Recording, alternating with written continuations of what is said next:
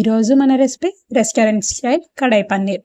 ముందుగా కడాయి మసాలా ప్రిపేర్ చేసుకుందాం. పాన్ తీసుకొని దానిలోకి ఒక 2 టేబుల్ స్పూన్ల ధనియాలు, అలాగే 2 టేబుల్ స్పూన్ల జీలకర్ర, 4 ఎండుమిర్చి, ఒక 1 టేబుల్ స్పూన్ మిరియాలు తీసుకోవాలి.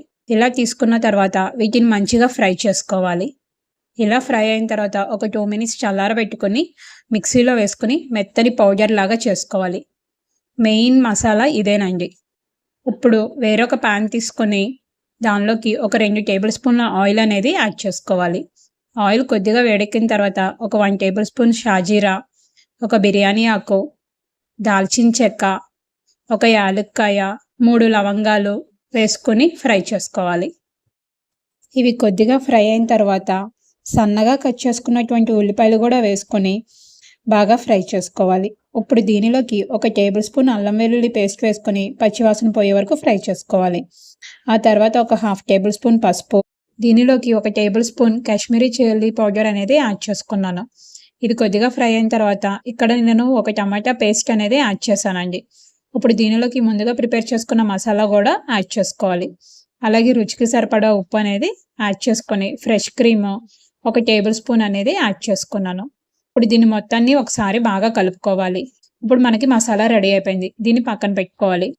ఇప్పుడు వేరొక ప్యాన్ తీసుకొని దానిలోకి ఒక 2 టేబుల్ స్పూన్ల నెయ్యి అనేది యాడ్ చేసి ముందుగా కట్ చేసినటువంటి క్యాప్సికమ్ ముక్కలు, ఆనియన్ ముక్కలు వేసుకొని టాస్ చేసుకోవాలి. అలాగే దీనిలోకి కొద్దిగా పచ్చిమిర్చి ముక్కలు, అల్లం ముక్కలు కూడా వేసుకొని టాస్ చేసుకోవాలి. ఇవి మనకి ముక్కలు మెత్తబడితే సరిపోతుందండి, ఫ్రై అవ్వాల్సిన అవసరం లేదు. ఇలా కొద్దిగా మెత్తబడిన తర్వాత ముందుగా కట్ చేసుకున్నటువంటి పన్నీర్ ముక్కలు కూడా వేసుకొని టాస్ చేసుకోవాలి. ఈ ముక్కలు అనేవి మనకి మెత్తబడటానికి కనీసం ఒక 6 to 7 మినిట్స్ టైం అనేది పడుతుందండి. ఇప్పుడు దీనిలోకి ఒక 1/2 టేబుల్ స్పూన్ పసుపు, 1 table spoon masala, 1 table spoon chilli powder, అలాగే 1 టేబుల్ స్పూన్ గరం మసాలా, రుచికి సరిపడా ఉప్పు వేసుకుని ముక్కలన్నిటికీ బాగా పట్టేలాగా కలుపుకోవాలండి.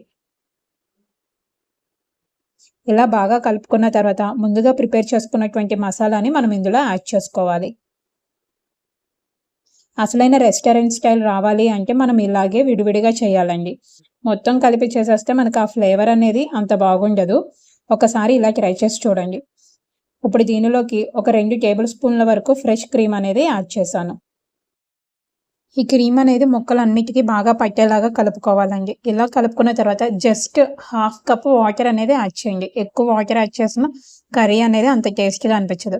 ఫైనల్గా ఒక 1 టేబుల్ స్పూన్ షుగర్ అనేది యాడ్ చేసుకోవాలి. మనకి రెస్టారెంట్ స్టైల్ రావాలి అంటే కనుక షుగర్ అనేది కంపల్సరీ యాడ్ చేయాలి. ఇష్టం లేని వాళ్ళు స్కిప్ చేయొచ్చు. చూసారు కదా ఆయిల్ అనేది పైకి ఎలా తేలిందో.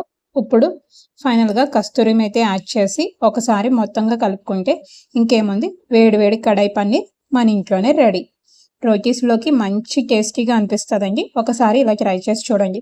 Please subscribe my YouTube channel, like, share and comment also. Thank you all.